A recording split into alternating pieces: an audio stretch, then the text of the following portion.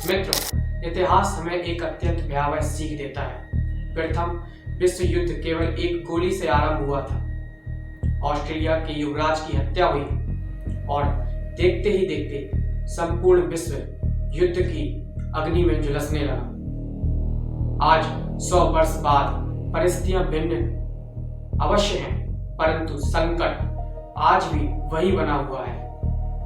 जब कोई नेता यह कहने लगे कि मैं दूसरे राष्ट्र की सरकार का निर्णय करूंगा, आर्थिक प्रतिबंधों के माध्यम से पूरे अर्थव्यवस्था को ध्वस्त कर दूंगा और जो मेरी बात नहीं मानेगा उसे शत्रु माना जाएगा, तो सामान्यतः ऐसे व्यक्ति को तानाशाह कहा जाता है। किंतु जब यही भाषा डोनाल्ड ट्रंप जैसे नेता द्वारा प्रयोग की जाती है तो विश्व इस शक्ति की राजनीति कहकर अनदेखा कर देता है। क्या यही प्रवृत्ति विश्व को तीसरे विश्व युद्ध की ओर ले जा रही है? वर्तमान समय में विश्व के अनेक क्षेत्र अस्थिरता से घिरे हुए हैं। यूरोप में रूस यूक्रेन युद्ध जारी है। मध्य पूर्व में ईरान और इजराइल के बीच तनाव बना हुआ है। एशिया में चीन और इजराइल का प्रश्न अनसुलझा है और इन सभी घटनाओं के केंद्र में कहीं ना कहीं संयुक्त राज्य अमेरिका की भूमिका दिखाई देती है। जब एक साथ अनेक महाशक्तियां टकराव की स्थिति में होती हैं, तो तब तीसरे विश्व युद्ध अर्थात विश्व युद्ध की आशंका स्वाभाविक रूप से उत्पन्न होती है। दोस्तों, अमेरिका प्रायः प्रत्यक्ष युद्ध से बचता है। उसकी रणनीति हमेशा यही होती है: आर्थिक प्रतिबंध लगाना, सैन्य सहायता देना, राजनीतिक दबाव बनाना और शासन परिवर्तन को प्रोत्साहित करना।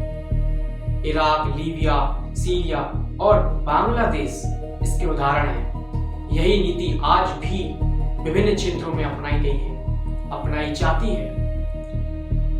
अब प्रश्न उठता है, जब यूक्रेन पर 24 घंटे चर्चा होती है तो वेनेजुएला का विषय मुख्य धारा में क्यों नहीं है?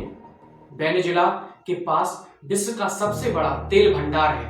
यह अमेरिका के भौगोलिक रूप से अत्यंत निकट स्थित है, किंतु वहां की सरकार अमेरिका के नियंत्रण में नहीं थी।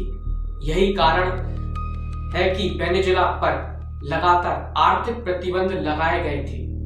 उसकी अर्थव्यवस्था को कमजोर किया गया था और आंतरिक स्थिरता को बढ़ावा दिया गया था। दोस्तों, परिणाम आपके सामने है, बताने की जरूरत नहीं है आपको।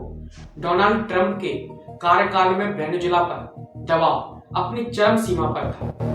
खुलेआम कहा गया कि मौजूदा सरकार को हटाया जाना चाहिए। एक विपक्षी नेता को अमेरिका ने वैध राष्ट्रपति घोषित कर दिया। विचार कीजिए, क्या किसी देश को यह अधिकार है कि वह दूसरे देश की सरकार तय करे?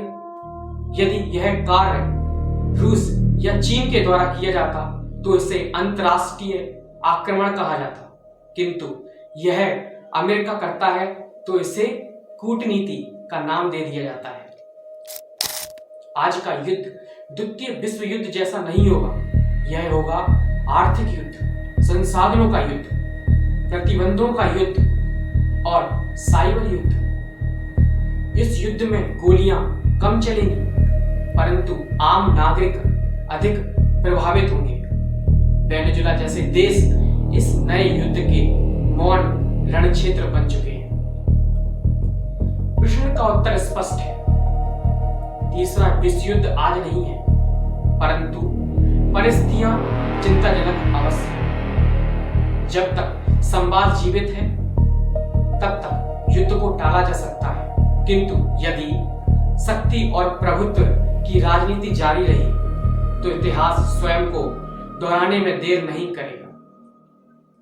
यह था आज का विशेष विश्लेषण। आप इस विषय पर क्या सोचते हैं? क्या विश्व सचमुच एक महायुद्ध की ओर बढ़ रहा है? अपनी राय हमें टिप्पणी में अवश्य लिखें। यदि यह रिपोर्ट उपयोगी लगी हो तो इसे साझा करें और ऐसे ही गंभीर विश्लेषण के लिए चैनल को सब्सक्राइब करना ना भूलें। जय हिंद, जय भारत।